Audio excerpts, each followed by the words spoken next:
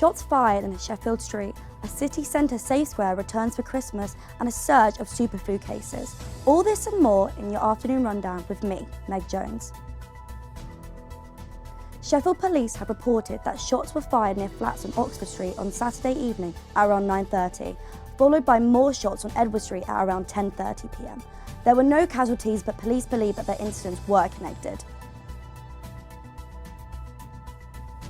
Sheffield Safe Square has returned to Barker's Pool in the city centre. The scheme will run on Friday and Saturday nights until New Year's Eve and has already helped over 500 people, easing the strain on emergency services.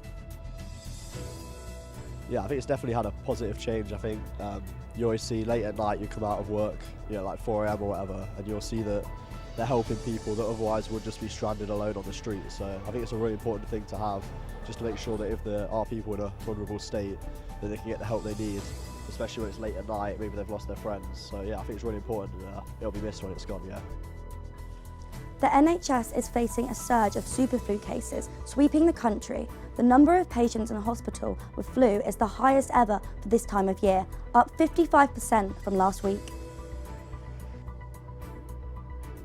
1 in 5 young people in the UK are now accessing specialist mental health care before the age of 18.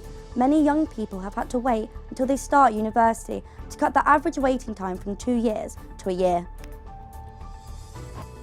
I think it should be easier to get the kind of early level support. A lot of the time you can't access things like counselling or specialist mentoring or even like income support until you have the diagnosis in writing, which can take years. What started as a passion project and now a society, the Broomhall Life Drawings Association has run over for 3 years to bring back interest to the lost art.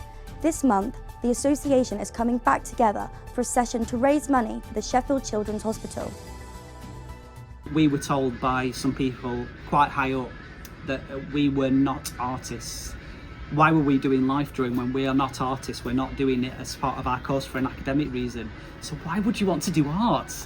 Ignoring the millions of people that do art. Art.